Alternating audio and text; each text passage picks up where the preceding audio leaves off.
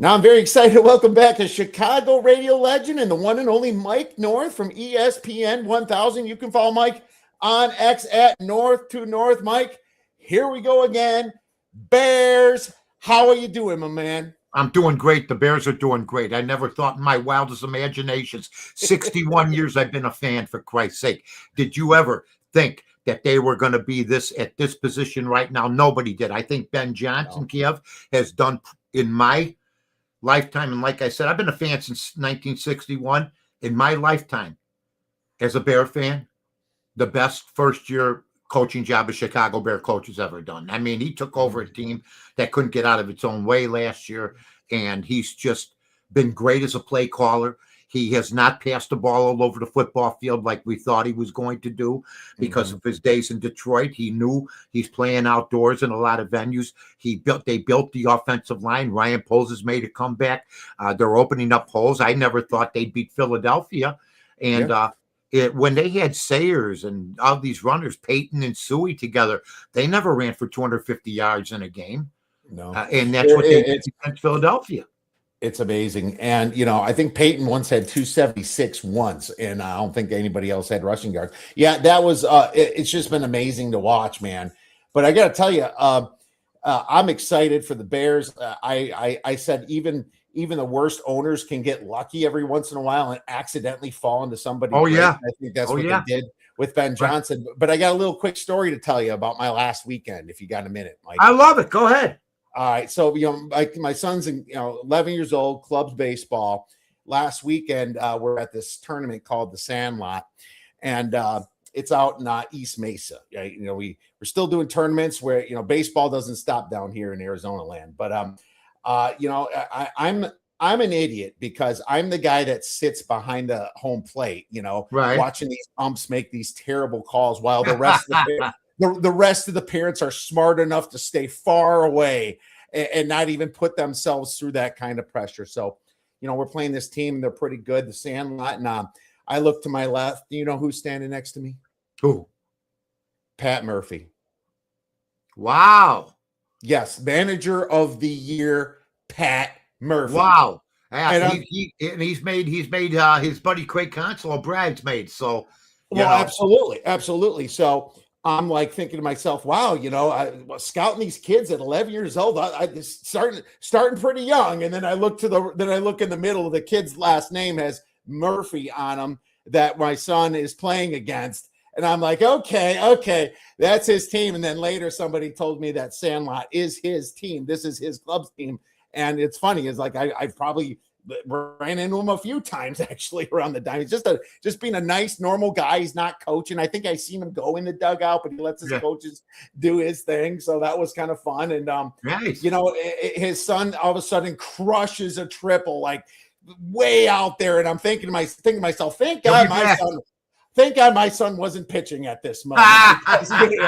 I'm like, Jesus, man. But when that happened, I felt like the Chicago Cubs. I felt once again just like the Cubs, seeing Murphy destroy us, and and that's basically what happened. And it was fun. It was cool. I introduced myself. I talked to him. He's a very nice dude.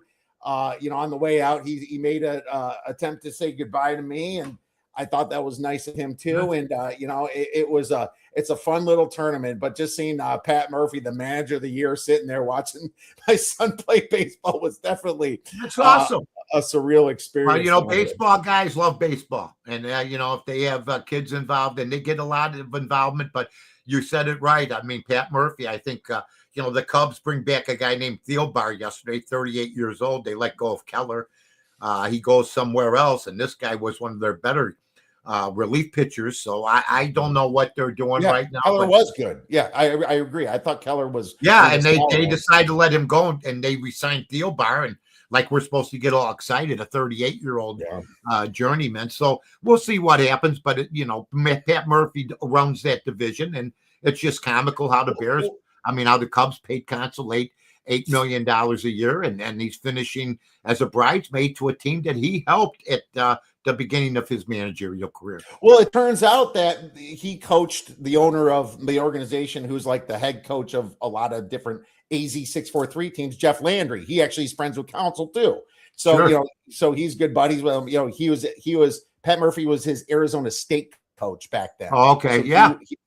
that's when Pat Murphy coached ASU, and that's how they're tight. So I mean, it's just kind of like a tight baseball world down Oh, here yeah. in Oh, yeah. Arizona. It's a lot of Oh, fun, my yeah. man.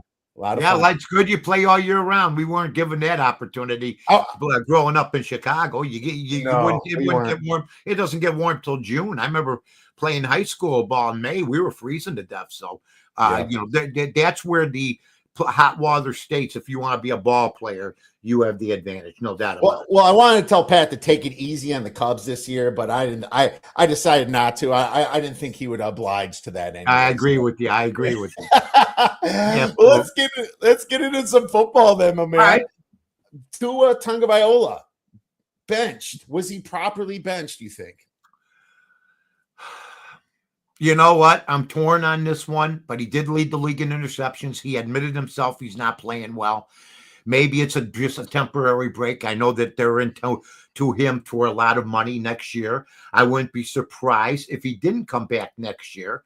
But then I wouldn't be surprised if he didn't. It's a 50-50 proposition right now, but I think they want a different look. They want to see what this kid Ewers can do. I can tell him what he's going to do. He's not going to do as much as Tua would do, in my opinion. I think that they've hit a wall a little bit.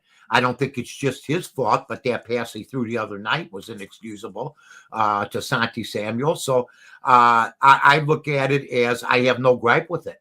And he didn't have much of a gripe with it. So right now he's going to get paid no matter what, but I'm sure he'd love to start. I'm sure he's not happy about it, but that's just the way it goes. Well, right he's now. getting paid $50 million a year. He's not getting it done.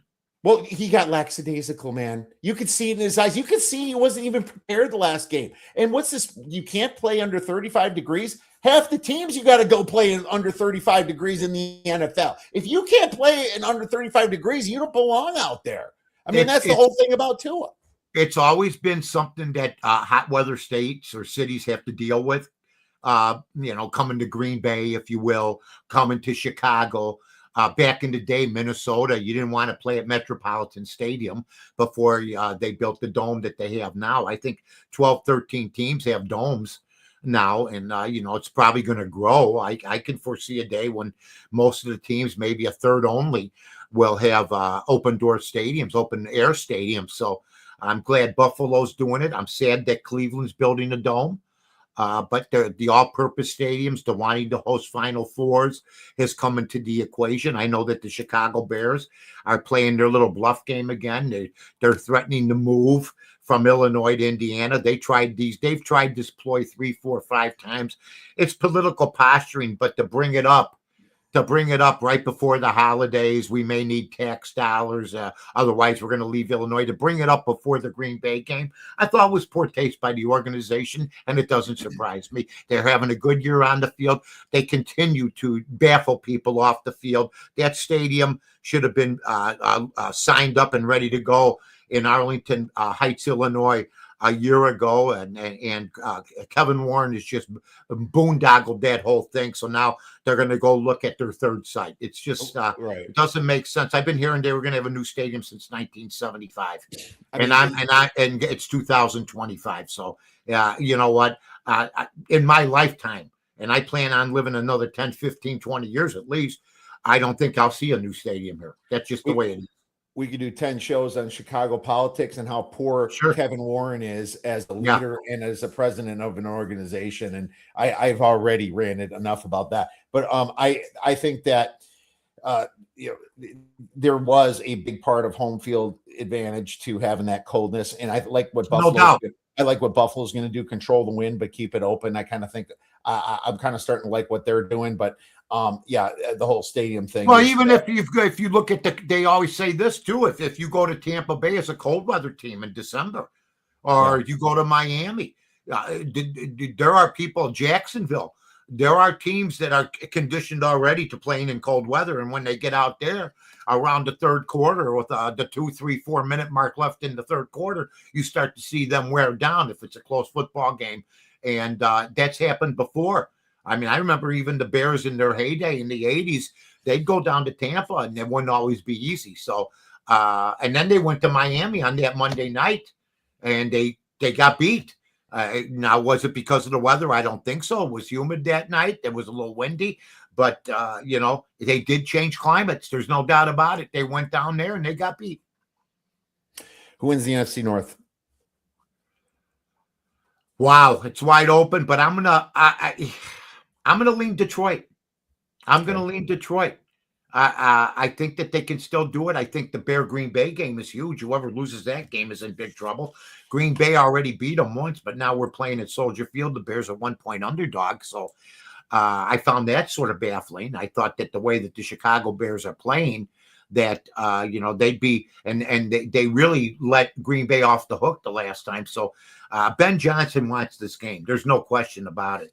And they're going to give all effort that they can. But Jordan Love and them coming off a bad game against Denver, I happened to pick Denver in that game. I couldn't believe they were 2.5-point dogs. So you got a team in Green Bay, and maybe this is the parity years. They lost to Cleveland earlier this year. They lose to Denver on the road. Now they're coming back, and they're coming to Chicago, we've been owned by Green Bay. So we'll see what happens. Jordan Love's a different animal. They have lost Micah Parsons. There's no question about that. But I think even a bigger loss for the Green Bay Packers is their tight end Kraft. Things started really, getting sketchy up and down with the Packers once the tight end got hurt. The tight end's now as prominent in football as they've ever been. So Kraft was a big loss for them and some other people. They still got some injury problems. Yeah, they do, and we do too. But we still have 2 tight ends, and we have DJ Moore and Zacchaeus. That's pretty good too. So I'm not super worried about the somewhat clustering. I want to say hi to my guy Aldo Gandia from the Barroom Network. We're partners. God bless him. Does Mike own property in Gary, Indiana? I mean, it's funny. Who would want to own property there? You have to be a slumlord or something. Here's what I'm gonna say to my friend. God bless him. He's been a little under the weather lately. I love him like a brother. But I will say this: there's so much. I live out in the out west now. I live in right off of 90 and 47. Anybody knows in Illinois, Huntley, Illinois, Kane County, McHenry County. I don't know why the Bears aren't coming out there. There's so much farmland that you can see for miles and miles. If you're going to move somewhere, so stay in the state, go to a different county, and see if you could work out some deals, because they're looking for tax breaks and everything else. To stay around Gary, Indiana, or to go to Arlington Park if they don't want. They should have never knocked down Arlington Park, but the Bears bought it, and now they're trying to change their mind. So we'll see what happens. I just thought it was a bad timing on the Chicago Bears part to let this stuff out. And then they have their bagmen down at Halas Hall that are saying they're not bluffing this time. Well, they're telling them they're not bluffing. How else would the writers know? Give me a break. So I was just at a Christmas party with guys I grew up with 60 years ago. Out of the 13 guys, 10 think the Bears are bluffing. So we'll see what happens. They're the pride of joy in Illinois. They're not the pride and joy of Indiana. So, and will Indiana want another give tax breaks to the Chicago Bears moving to Indiana when they got a football team? The Indianapolis Colts 150 miles away from where the Bears want to build. So this is all political posturing, in my opinion. I 100% agree, my man. Let's go to some games then. We have a lot. Yeah, baby, I'm ready. I did my homework early for you. That's it. And I appreciate that, Mike. And we have 2 games on Saturday. We have the Eagles versus the Commanders, and the Commanders are now +7. The total is 44.5. I'm going to tell you right now, I just laid it with the Eagles at 6.5 before this move. I know they're missing a couple guys, a Lane Johnson and a Jalen Carter, but it doesn't matter. This Commanders team is toast. They're done. This Commanders defense is worse than I've ever seen. And the Commanders are also facing a lot of injuries themselves. The team's in disarray. The Eagles kind of own this team when they come in. And now the Eagles, people say, oh, it was the Raiders last week. Well, sometimes teams just need a slump buster. And I think the Eagles got their slump buster. I think this is not a competitive game. Washington is not going to have a home field advantage in this situation. I think it's going to be a snoozer, and you're probably going to turn on some college football playoffs when by halftime in this game. Yeah, this would be a game I'd stay away from. I know the money's coming in on Philadelphia right now, and my opinion is that that the Washington Commanders their season ended when Jaden Daniels went down. They've had other injuries themselves. Pat Quinn, I was never a big Pat Quinn guy, but last year was a shocker to me. and that they did so well. And then this year, and this is what I hope doesn't happen to the Bears. What I want from the Bears is a 5-year, 6, 7-year run. You don't want to go like they've done since I was a kid, have a good year and then have 3 bad years. So Washington's going to, if Jaden Daniels can stay healthy, and that's a big if because he's been hurt more than once this year. But right now, this would be a stay away game for me. I'd probably take the 7 and probably get my ass kicked because at this time of year, I think the common denominator is which team's getting a ton of points, okay, at the end of the year, have not quit, are still playing hard for their coach. And I agree with you on Washington, so I'd probably stay away. All right, let's move on to the Bears then. And obviously, we talked a little bit about this matchup with some of the people missing on the Bears. The good news is that the Bears have figured out how to run the football. And with Monagai and Swift, they've been doing a really good job. You have to remember that the Packers did lose Wyatt, their clogging nose tackle, and they have a few guys that come up, but I'm not sure if it's going to be enough. It might have been in Lambeau, but I'm not sure if this team can get up off the ground after losing such a key explosive superpower like Micah Parsons. And to be honest with you, this Bears team, I hate to say the word do when it comes to sports betting. I think they circle this game. I think they're ready to come back. If you actually watch that Bears-Packers game, it was a 50-50 game for the most part. I like. They let him off the hook. Caleb Williams said they let him off the hook. I happen to agree with them. Have you come around on Caleb, Mike? Have you come around on him? Well, I only describe what I see each year. Last year he was dreadful. Okay. I agree. I agree. He was bad, and he has a great coach now, and that coach is making him. And just like Fields was dreadful, and I would battle the locals on Fields. I said he was dreadful, and people were fighting me on him because I was a Mitch guy. But this is one of these deals where, well, how can I get mad at the kid? He's got a better coach now. They restocked the offensive line. The play calling in my all my years, I was able to always predict what the Bears were going to run almost every play. Whether it be handoff, draw play, pitch out to Peyton, short pass to the tight end. I can't figure out what Ben Johnson's going to call. And that's because he knows he has a running game. He plays for the fourth quarter. Caleb Williams comes through in the fourth quarter. Before the fourth quarter, Caleb Williams, from accuracy to everything else, a little tough. I also want to give the Bear receivers credit. Some of the catches they're making, including one that was reminiscent of the Dwight Clark Montana throw to DJ Moore last week through 2 guys, was one of the best throws I've ever seen and one of the best catches. So each week, the Bears are making great catches. If the Bears ain't going to beat them this game, they're never going to beat them. I think that they're ripe for the picking, but yet they're underdogs at home because the Green Bay Packers have owned them. More under Favre and Rodgers, but Jordan Love won last time. So probably, the Bears this year, I've bet with them. I bet the Bears 5 times this year. I've won with them twice. I bet against them 3 times and they've beaten me. So they've come through. They beat me in the Washington game. They beat me in the Raider game when they blocked the field goal. So they've come up and they lead the league in turnovers. Dennis Allen, I don't know. See, I remember the Bears leading the league in turnovers in other years, and then the next year they couldn't get a turnover, and their defense was exposed. But as long as you're getting 2-3 turnovers a game, and I keep hearing people saying they can't do it every week, they are doing it every week. Yeah, Bears will run the football down the field. Oh, yeah. They win the game. I would lay up to 1. I hope so, baby. I hope they win the game because I want to see them in the playoffs, and I don't want to hear anybody say, see, they made the playoffs, but they didn't do anything. Nobody in America had the Bears at 10 wins. If they win this week, nobody did. I'm glad I did. I'm glad I didn't take their under too because I thought about it. So I just thought that because why wouldn't you? As good as advertised. And that's you asked me about Caleb. It's I don't have Caleb syndrome.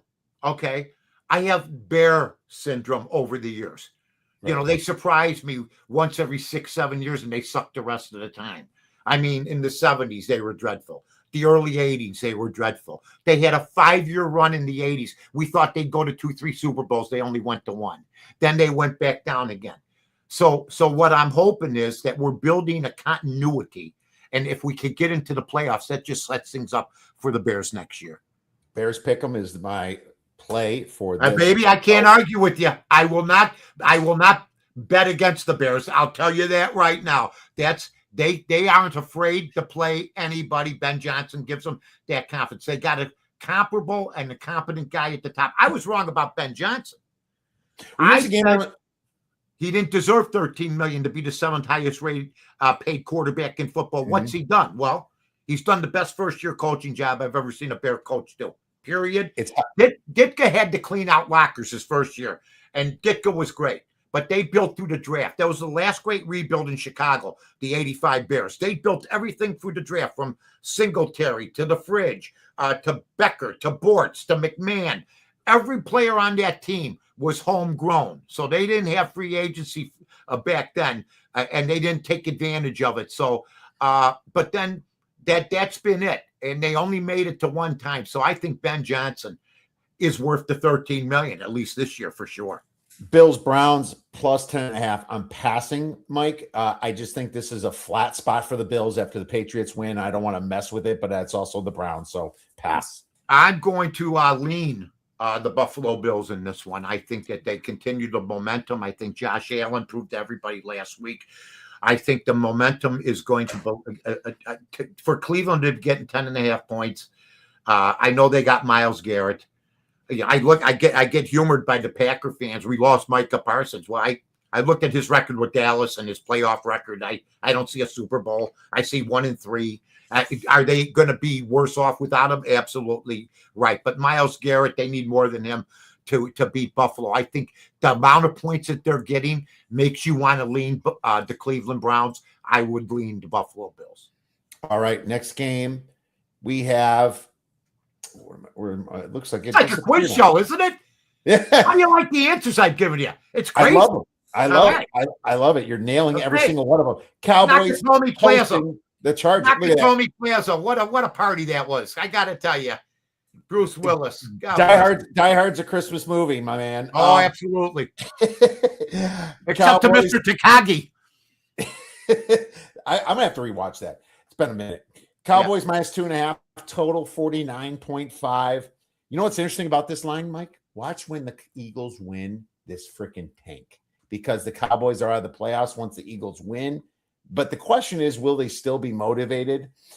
I don't know. I mean, Jerry Jones is kind of a nutty guy. I assume they're still going to try to win in front of their home crowd. It's like players don't necessarily. All right, now tell everybody in America who they're playing, and then we'll talk about the line. Well, it's the Chargers, and the Chargers have the much better coach. They have the much better coach. They have the. I still think Mike McCarthy got a raw deal. I'm sorry, he won 12 games like 2-3 years in a row. He had that one off year, and he got replaced, and he had a 1-3 playoff record. But I thought that 1 year you got rid of him, and now you got Brian Schottenheimer. And what's he done? He was the coordinator on that team that McCarthy coached. So he was probably primping for the job even while he was with McCarthy. All of a sudden, this guy gets named. I'm gonna go with the Chargers in this one. I just think that you say teams circle teams.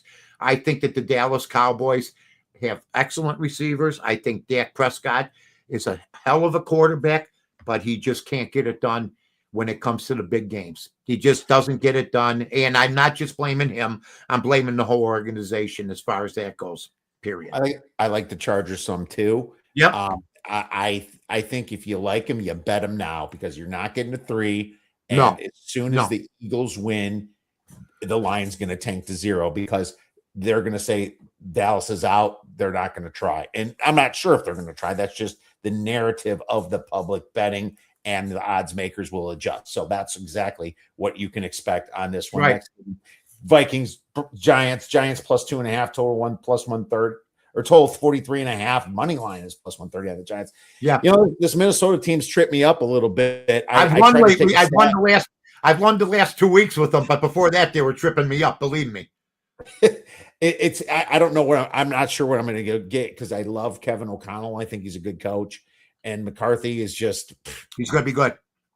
I think he's supposed to be. I mean, the last 2 weeks he did, but then again, he played the Cowboys, which their defense is terrible, and they played the Washington Commanders. Now they're playing the Giants. It's kind of like a nice little ride for their schedule here, playing all these terrible teams. But the Giants are a team that kind of fought for a while. They had the Bears on the ropes and then kind of choked. It was a situation where Jackson Dart, if he's risking his head and his concussions, he can beat anybody because that's what he does. But if he's hitting, I mean, that's the problem with the running quarterback. Sure, you've got the extra fourth, I guess skill position if you're making him run, right? It's another weapon. You got that secret weapon. You've seen it enough with the Ravens and all running quarterbacks, but once they get hurt, that's the risk. It's a high risk, high reward. He's taking heat. I'm gonna pass on this myself, but I can't get to a side, being that I think Minnesota. How long can this keep going? I don't know. They're looking good. I'll lean Minnesota. I will say this about the Giants. Jackson Dart's taking heat because they're going to depend on him next year. And if the kid doesn't want to get out of bounds, take it from a guy who watched Jim McMahon, who could have used sliding as one of the major rules back in the day when they didn't really have it. Nobody did it. Nobody did it. Nobody slid. Nobody did this. Nobody ran out of bounds. bounds. They slid in 85, they would get laughed off the field. That's exactly because it was all about hitting people. I'll tell you what I can't stand is all these from Cook, from Buffalo, and all these running backs that run out of bounds instead of cutting against the grain. I just saw something on Twitter today. I retweeted it. Walter Payton running 60 yards, never ran out of bounds. Stiff arm shoulder too. He did it right with his shoulder. Yeah, I mean, this running out of bounds, and I saw where Jason Whitlock put up that there's only been 5 quarterbacks this year that have had over 250 yard passing on the average, where back 10, 15 years ago, or even as long as 5 years ago, there was 13. So the quarterback position's in a bad way right now. I think they've adopted a lot of the college quarterbacking game. You see it with the running quarterbacks, and you know what? It just hasn't worked out the way it used to work out. The quarterbacking was much better in the league up until about 10 years ago, and all of a sudden it's fallen off the shelf a little bit. So if you got one, good for you. 250 yards is now very unreachable by many quarterbacks, but that's just the way it is. So I don't think that the quarterback is the be all end all anymore. I would give you a perfect example is the Chicago Bears. They are winning. It's the coach. Because of the coach, because of turnovers, because of the running game, and fourth, Caleb Williams. He's not the main reason they're winning. In a lot of other teams, the quarterback's the main reason they're winning. With the Chicago Bears, it's been a team effort, including special teams too. 100%. Panthers, Bucks pass.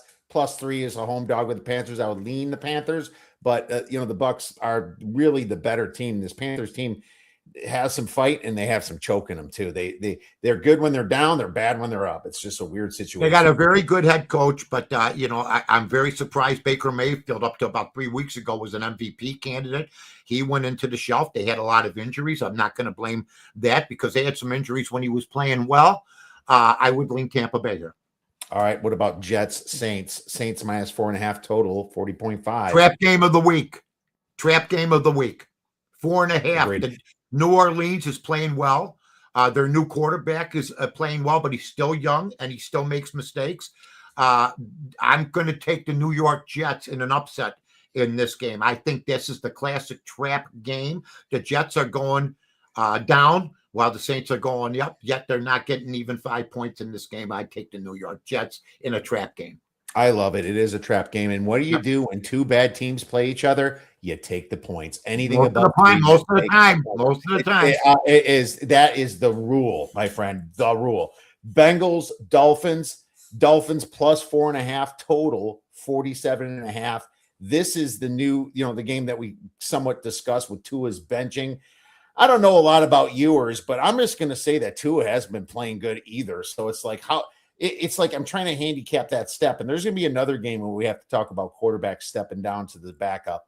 But to be honest with you, I don't know what the hell happened with the Bengals last week. I bet the Bengals at home against the Ravens, and they couldn't even sniff the end zone while getting the same amount of yards as the Ravens. It was just Joe Burrow didn't look like Joe Flacco, a bad Joe Flacco. out the hell No, out. he's down in the dumps a little bit. He's not used to this kind of beating, this kind of success. He has taken a beating in previous years. They haven't improved their team to help him out a whole lot. They've given him a couple great receivers, tight end that can play. They got a couple guys on defense. Joe Burrow's a player. I keep hearing people saying, what team should he go to? You know, I come from an era where, you know, Michael Jordan played for 7 years before they won anything with the Chicago Bulls. There was no, I'm quitting this team and going to another team. I think Joe Burrow's a superstar. I listen to shows all over that saying, why is he playing? He's making $55 million. You're going to sit as a quarterback when he says he wants to play now. Football, he says, I love football. Okay, he's making $55 million. Let me tell you, they said, well, he shouldn't get hurt so he can set it up for next year. What do you get more respect for? A quarterback like Joe Burrow, who's putting himself on the line and wants to play. And how would that look if he sits for 3 weeks getting ready for next year when you have 52 other guys having to play? I'm so sick and tired of people looking for where the Greek Freak should play because he's a little down in Milwaukee. What is this deal? You get paid all this money by these organizations, and the first thing you hear, especially journalists, who, you know, most of them they get bruised up in a chess game, for Christ's sake, and they don't have a competitive bone in their damn body. You stick it out. You play with the team that you lead. You're a field general. You know, you're losing a battle in war. You don't say we're not going to go in the battle anymore, guys. And if we do, I as the general aren't going to go. It's a bunch of crap, and I'm getting tired of journalists, especially media people from these conglomerates, saying, "Well, where should he play next?" Because why? Because you guys jump around in your media careers, okay?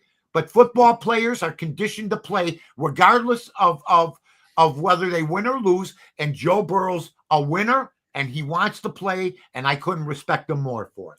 Are you laying the points? I'm taking Cincinnati.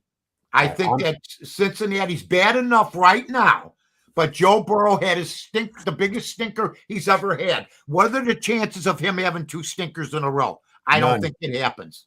I'm taking the Dolphins. I'm taking plus. All right. Good luck. Good luck with Quinn Ewers. I wanted to kill him. I don't want Quinn Ewers to throw the ball, Mike. I want them to run it. He's not going to walk in through that door.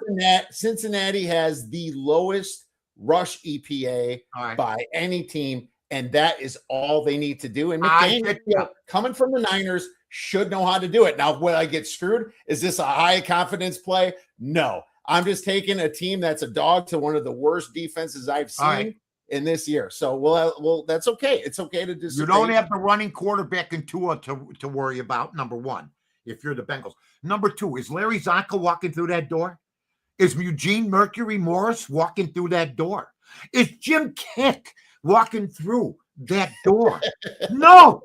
So who's walking through that door to run the football and hurt the Bengals? And how about Miami on defense? Can they? I bet Pittsburgh Monday. That was one of the easiest bets of my life. And by the way, once again, 2 weeks ago, Mike Tomlin was supposed to be fired. And now he's going to be back in the playoffs, it looks like. So what a football coach he is. I know he can't win a playoff game, but at least you get a chance to go. You don't know they're going to lose before the game, but you know what? He's done. I think he did a good job coming back these last 2 weeks after everybody in America wanted him out. I hate being on the opposite side of the guy that might win VSiN this year is all I have to say. Let's move on to the next game. Kansas City Chiefs versus Tennessee. Tennessee home dog all the way down to +3 now. Total 37.5. What do you think about this one? I think Kelsey turned soft overnight, and I'm not going to blame Taylor Swift or anybody else. I'm going to blame him. Right. Okay, the ball's bouncing off his hands 3 times that turned into interceptions, including last week. Mahomes is out. 3 points. You know what? Can they win without Mahomes? Kelsey and them guys are ready to pack it in. They looked devastated on the bench at the end last week. I'll tell you how bad my one weekend was. If you would have told me 2 years ago I was going to bet Alabama and Kansas City on the same day and lose, I would have said, you got to be kidding me. But I lost the Kansas City game, and I lost when Alabama lost to Georgia. So it's to me, I'd probably take the dog here. Without Patrick Mahomes, I think they're not even a good football team Well, right if now. you were going to take the dog, you should have took them at 5, 4, 3. It's now down to 3. Here's the thing. Yeah, I wasn't on your show at that last time, so now I got to just go with it. You know what I'm saying? Oh my man. But here's the thing.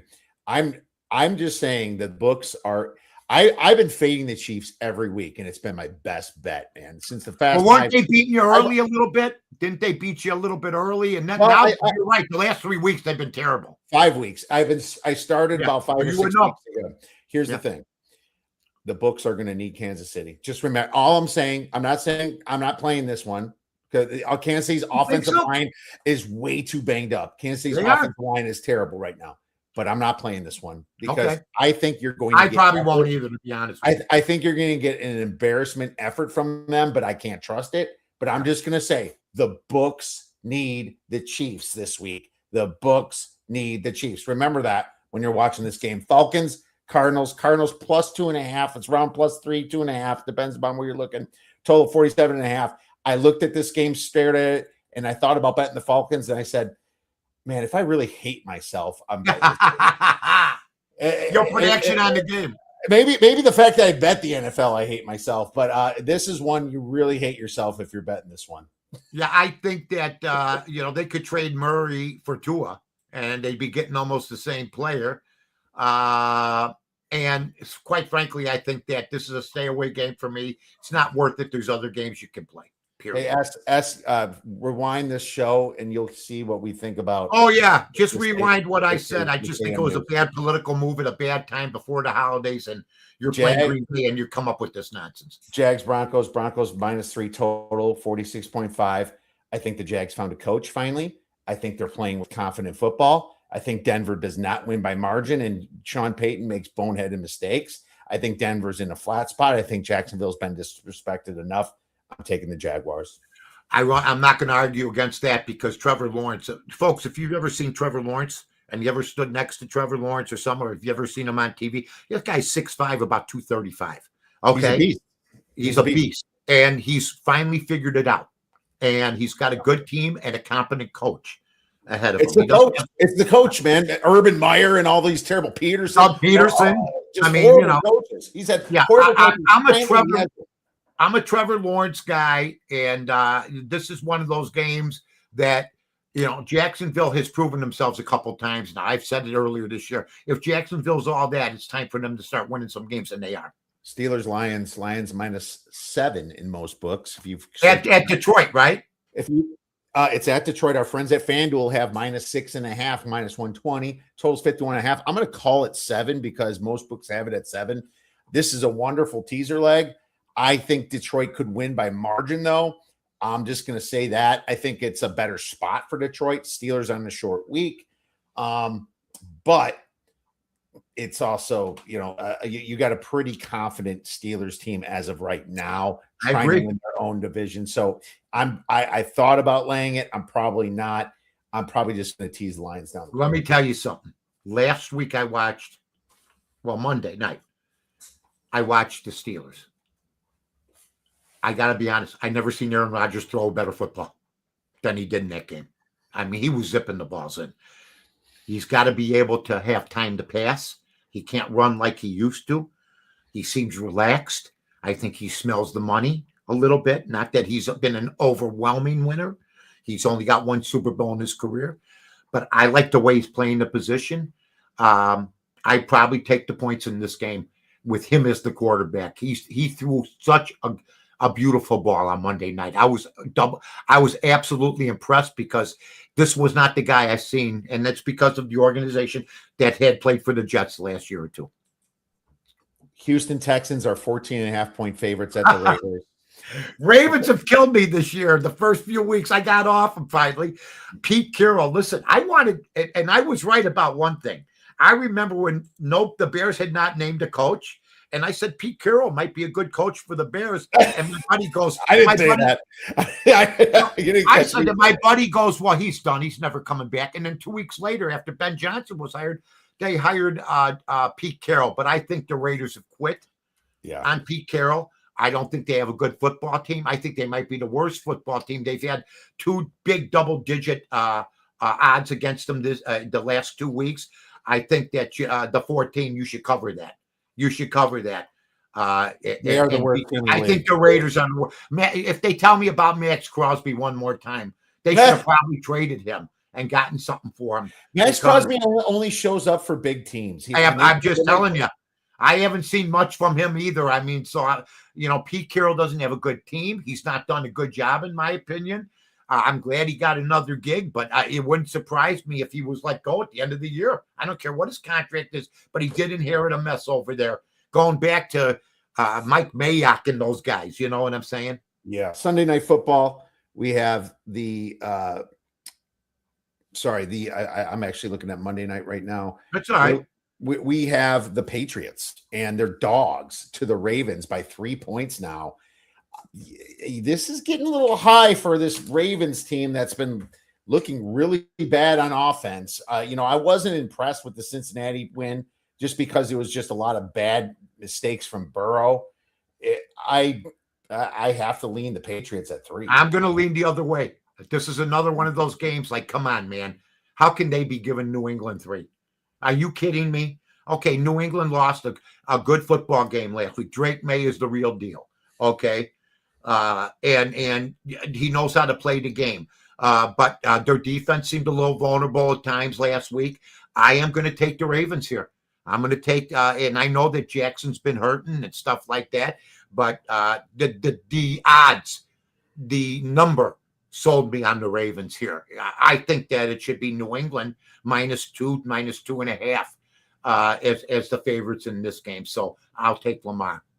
It is hard for him to get the Patriots to get up after that choke. It is a weird, and the Ravens have to win. They have. Well, you can have to win. It doesn't mean you're going to win, but this is one of those games where I just think that they'll beat New England. And I just think the odds tell you, even Vegas is telling you, man. Well, I agree. Well, they used to say if you have to win, you have to stink, right? Yeah. Let's get to then the Monday night game, which is the Niners at the Colts. Now it's down to 5.5. This was 6.5, 5.5.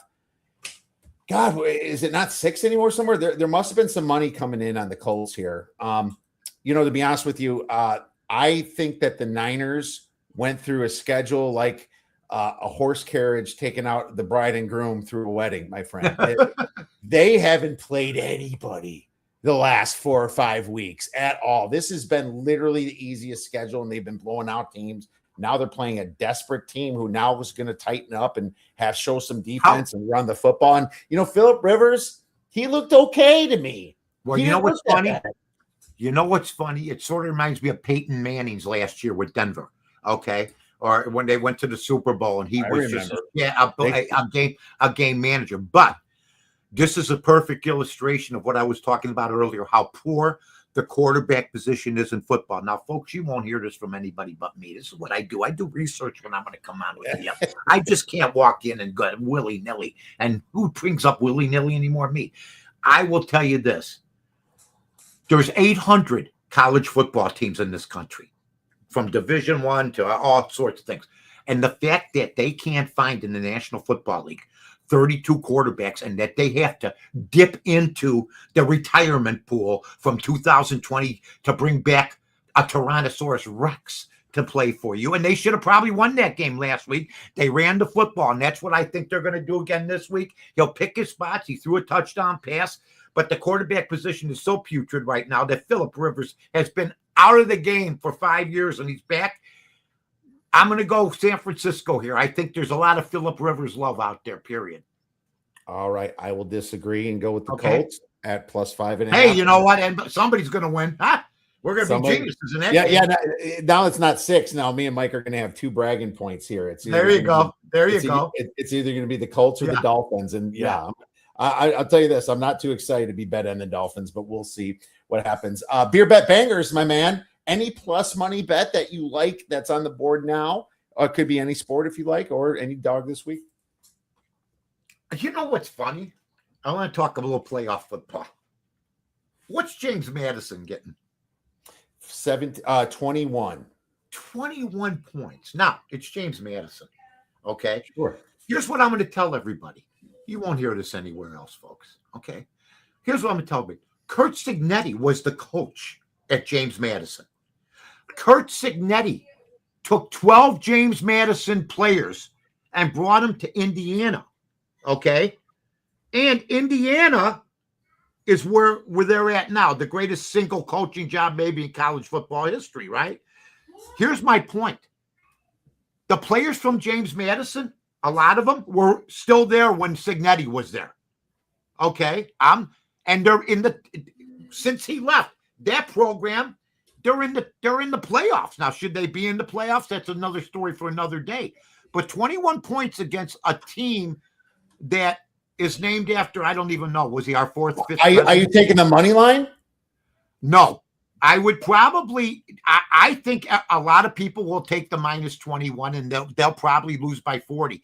All I'm telling you is these guys were coached by Signetti. And Signetti took 12 of these guys and took them to Indiana, and they're the greatest team in college football right now until proven otherwise, beating Ohio State. So I just look at that game. My opinion is Alabama better beat Oklahoma. Otherwise, look, I was with an Alabama fan today. Okay. He wears their jersey. You know what he told me? They don't belong in. First time I ever heard him say that. I bet Georgia last week. Okay. I mean, I bet Alabama last week. It's one of the worst games they ever played, and then they got rewarded. So I'm leaning, though, Alabama getting one, and I might lean James Madison getting 21. That's a hell of a lot of points. Once again, they could lose 40-0, maybe put a unit on it. Alabama and James Madison, Parliament. Not Parliament. Oh. Mike, you're the best. Where can our listeners get your great information and media? You could come to me at the Barroom Network, or that's one of my partner, Aldo Gandia's got shows there. There's bear shows there. There's football shows there. There's a show I do called Somebody Big Just Died. We just did it last night on Rob Reiner. You could see that on Twitter at my Twitter handle at North to North. I make picks every night, NORTH, number 2, NORTH, just the 4 sports. You could also catch me on ESPN 1000. My podcast comes out tomorrow at 1:30 with Carmen DeFalco, and then I'm on Saturday morning on ESPN 1000 at 8 o'clock. We pick all the games. Last week I was 3-1, including Pittsburgh. Minnesota was a great pick of mine. The only game I lost was the Chiefs in that stanza. So there's where you could find me, and you can also find me on the Odds Breakers, my friend. Find Mike here or anywhere else. You're the best, Mike. We'll be tweeting. I'll talk to you, baby. See you later, guys.